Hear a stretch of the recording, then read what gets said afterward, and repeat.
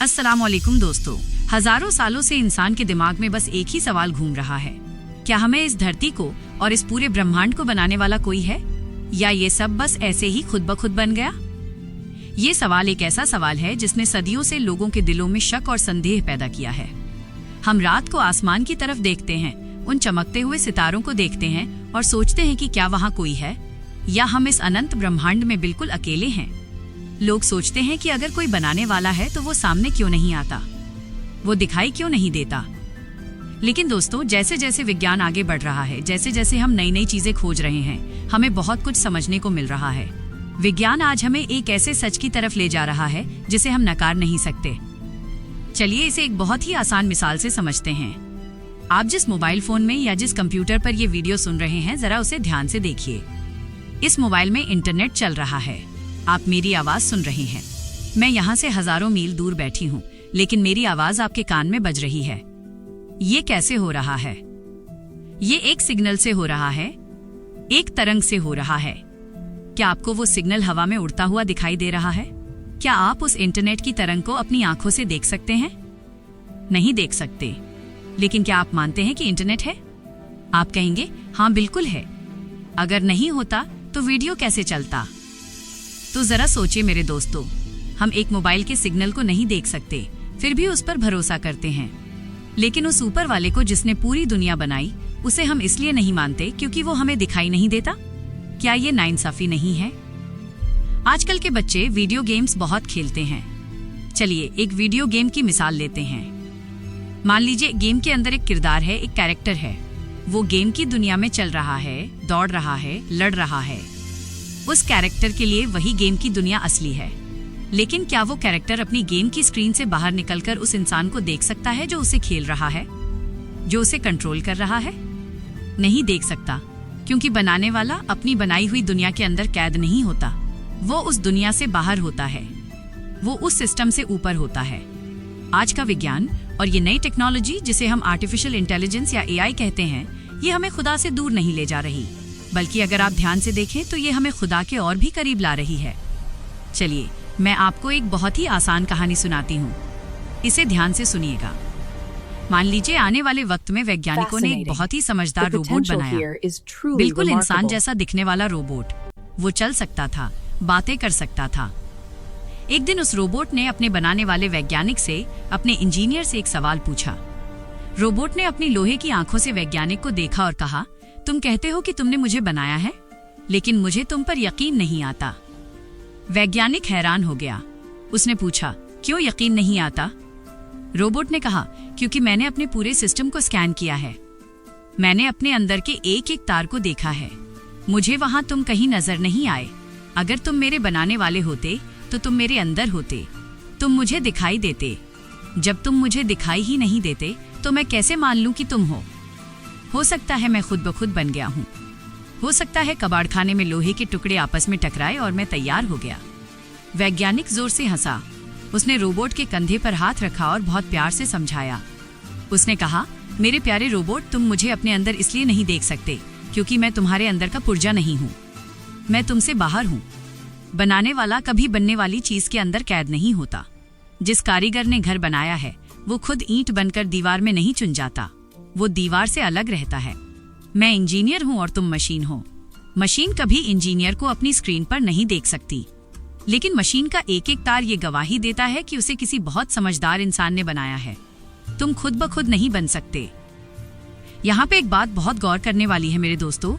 हम इंसान बड़ी बड़ी मशीनें बना लेते हैं, जहाज बना लेते हैं, लेकिन अल्लाह कुरान में पूरी दुनिया के वैज्ञानिकों को एक चुनौती देता है, एक चैलेंज देता है।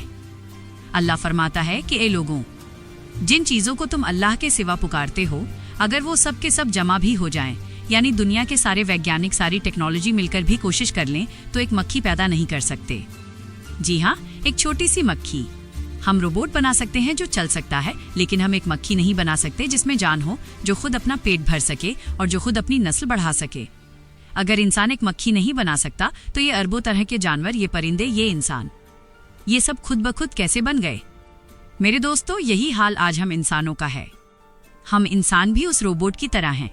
हम अपनी छोटी सी अक्ल लेकर इस ब्रह्मांड में खुदा को ढूंढ रहे हैं और जब वो हमें हमारी आंखों से नजर नहीं आता तो हम कह देते हैं कि शायद वो है ही नहीं। हम भूल जाते हैं कि कुरान शरीफ में अल्लाह ने अपनी पहचान क्या बताई है। अल्लाह साफ साफ कहता है कि तुम्हारी आंखें मुझे नहीं देख सकती, लेकिन मैं तुम्हारी आंखों को देख सकता हूँ। मैं हर बारीक से बारीक चीज की खबर रखता हूँ। आप खुद सोचिए, अगर आपने एक बहुत सुंदर पेंटिंग देखी, उसमें पहाड़ हैं, नदियां हैं, क्या वो पेंटिंग अपने पेंटर को देख सकती है? नहीं, क्योंकि पेंटर पेंटिंग के अंदर नहीं है। लेकिन उस पेंटिंग की खूबसूरती देखकर हमें पता चल जाता है कि पेंटर का हाथ कितना सधा हुआ है। ठीक वैसे ही हम उस ऊपर वाले को अपनी इन आंखों से नहीं देख सकते, लेकिन उसकी कारीगरी तो देख सकते हैं। जरा अपने शरीर को देखिए, अपने हाथ को देखिए। आज विज्ञान हमें बताता है कि हमारा शरीर छोटी छोटी कोशिकाओं से, जिसे सेल्स कहते हैं, उनसे बना है। क्या आप जानते हैं कि एक छोटे से सेल के अंदर क्या होता है? वैज्ञानिक कहते हैं कि एक सेल जो सुई की नोक से भी छोटा है, वो न्यूयॉर्क शहर से भी ज्यादा जटिल है। उसके अंदर बिजली घर हैं, कचरा साफ करने वाली मशीनें हैं, डेटा स्टोर करने वाली लाइब्रेरी है। सोचिए, एक ईंट को रखने के लिए मजदूर की जरूरत होती है, तो अरबों कोशिकाओं का ये शहर जो आपके शरीर के अंदर चल रहा है, ये बिना किसी बनाने वाले के कैसे चल रहा है? जरा अपनी पैदाइश के बारे में सोचिए। कुरान में अल्लाह ने इंसान के बनने का पूरा नक्शा खींचा है 1400 साल पहले। अल्लाह कहता है, हमने इंसान को पानी की एक बूंद से बनाया, फिर उसे जमे हुए खून का लोथड़ा बनाया, फिर उसे मांस का टुकड़ा बनाया, फिर उस मांस में हड्डियां पैदा की और फिर उन हड्डियों पर मांस चढ़ाया। आज का आधुनिक विज्ञान बिल्कुल यही स्टेप्स बताता है। जो बात माइक्रोस्कोप आने के बाद पता चली, वो कुरान ने रेगिस्तान में सदियों पहले बता दी थी। वो कौन था जिसने माँ के पेट के अंधेरे में, जहाँ कोई औजार नहीं जा सकता, वहाँ आपकी आंखें बनाई, वहाँ आपका दिल धड़काया? क्या ये डीएनए खुद कर सकता है? नहीं, डीएनए तो सिर्फ एक नक्शा है। नक्शा अपने आप मकान नहीं बनाता, मकान बनाने के लिए कारीगर चाहिए होता है। आप डीएनए के बारे में जानते होंगे। डीएनए हमारे शरीर के अंदर एक बारीक धागे जैसा होता है। वैज्ञानिक कहते हैं कि डीएनए एक किताब की तरह है, एक ऐसी किताब जिसमें लिखा है कि आपकी आंखों का रंग क्या होगा, आपकी हाइट कितनी होगी, सब कुछ पहले से लिखा हुआ है। अब आप मुझे एक बात बताइए, बहुत ही सीधी सी बात। अगर आप जंगल में जा रहे हों और वहां आपको जमीन पर एक किताब पड़ी मिले, उस किताब में बहुत सुंदर कविताएं लिखी हों, तो क्या आप ये कहेंगे कि अरे शायद स्याही की बोतल गिर गई होगी और ये किताब खुद ब खुद छप गई? आप कहेंगे नहीं, ये तो मुमकिन ही नहीं है। अगर किताब है तो उसे लिखने वाला कोई लेखक भी जरूर होगा। तो मेरे दोस्तों, जरा ठंडे दिमाग से सोचिए। जब एक छोटी सी किताब बिना लेखक के अपने आप नहीं लिख सकती, तो ये इंसान का शरीर, ये डीएनए जिसमें अरबों पन्ने की जानकारी लिखी हुई है, ये बिना किसी लेखक के, बिना किसी बनाने वाले के कैसे बन सकता है? अल्लाह कुरान में हमसे एक बहुत सीधा सवाल पूछता है कि क्या ये लोग बिना किसी चीज के अपने आप पैदा हो गए हैं, या ये खुद अपने पैदा करने वाले हैं? यानी अल्लाह पूछ रहा है कि क्या तुम खुद बन गए हो या तुमने खुद को बनाया है? हमें पता है कि हम खुद को नहीं बना सकते और कोई चीज अपने आप नहीं बनती।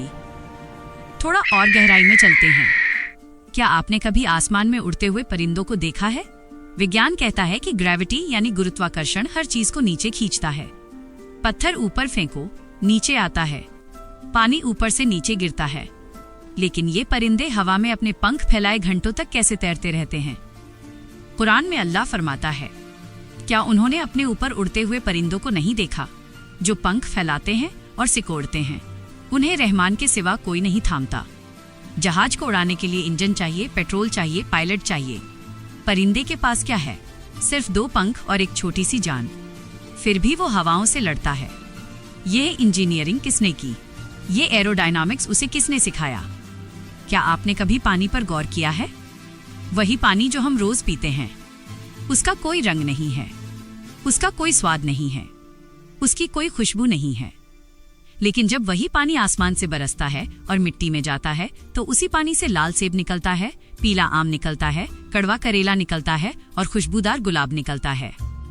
पानी एक ही है, मिट्टी एक ही है, लेकिन उससे निकलने वाले फल और फूल अलग अलग हैं। ये डिजाइन कौन कर रहा है? कुरान में अल्लाह कहता है, ये हम हैं जो मुर्दा जमीन पर पानी बरसाते हैं और उसे जिंदा कर देते हैं। इसी तरह तुम भी मरने के बाद जिंदा किए जाओगे। यानी हर बहार का मौसम, हर खिलता हुआ फूल हमें ये याद दिला रहा है कि जैसे ये सूखी टहनी हरी हो गई, वैसे ही हम भी एक दिन मिट्टी से दोबारा उठाए जाएंगे। आज विज्ञान भी मान रहा है कि ये दुनिया कोई इत्तेफाक नहीं है, ये एक बहुत ही जबरदस्त सेटिंग है। जैसे आपके रेडियो में अगर जरा सा भी स्टेशन हिल जाए तो आवाज नहीं आती, वैसे ही इस ब्रह्मांड में हर चीज बिल्कुल सटीक सेट की गई है। सूरज हमसे उतनी ही दूर है जितना होना चाहिए। अगर थोड़ा सा पास आ जाए तो हम सब जल जाएंगे, अगर थोड़ा सा दूर चला जाए तो हम सब बर्फ की तरह जम जाएंगे। ये धरती जिस पर हम रहते हैं अरबों सालों से बिना किसी ड्राइवर के, बिना पेट्रोल के चल रही है। आप एक कार को सड़क पर चलते हुए देखते हैं तो कहते हैं वाह, इसे बनाने वाला इंजीनियर क्या कमाल का है। लेकिन आप इस इतनी बड़ी धरती को बिना खंभों के आसमान में रुका हुआ देखते हैं और कहते हैं कि ये तो बस इत्तेफाक है।